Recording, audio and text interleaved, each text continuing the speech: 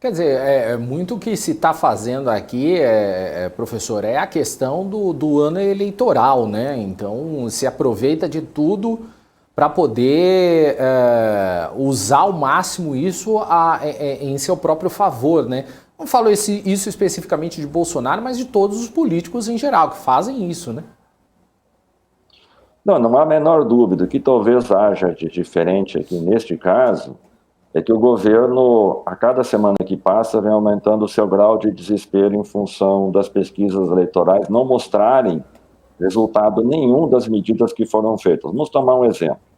Pela pesquisa que saiu da Quest, na última quarta-feira, os beneficiários do Auxílio Brasil,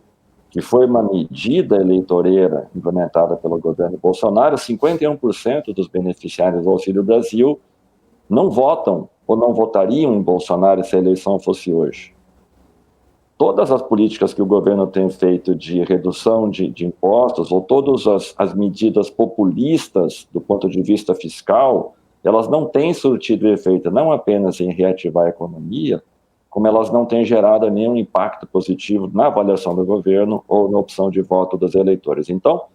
ainda que em geral governos, às vésperas das eleições, possam adotar medidas que visem aumentar a possibilidade de voto no seu candidato ou em si mesmo, o que esse governo tem feito é ampliar, novamente uso a expressão, uma verdadeira chafurda institucional. O fato de nós termos, por exemplo, a sugestão de tramitar uma PEC que reduziria os impostos federais sobre o gás de cozinha e o óleo diesel durante apenas 6 meses, mostra o grau de improviso, o grau de desarticulação e a dificuldade que o governo tem de lidar com uma situação da qual ele, politicamente falando, se mostra cada vez mais vulnerável, porque ele não consegue reverter a opinião da população em relação ao governo, em relação à possibilidade de voto no presidente Bolsonaro. Então é nessa perspectiva que talvez o que vem acontecendo hoje seja muito mais grave do que outros episódios que nós já tivemos na história recente do Brasil, de estelionato eleitoral, como foi o Plano Cruzado, em 1986, que manteve congelados os preços até depois das eleições e acabou elegendo a maioria de governadores à época vinculados ao PMDB, o estelionato eleitoral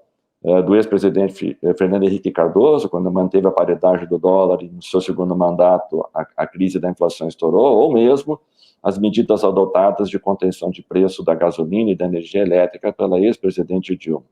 O que Bolsonaro vem proporcionando certamente está contratando mais crise, mais recessão e mais dificuldades de financiamento da política pública a partir de janeiro do próximo ano,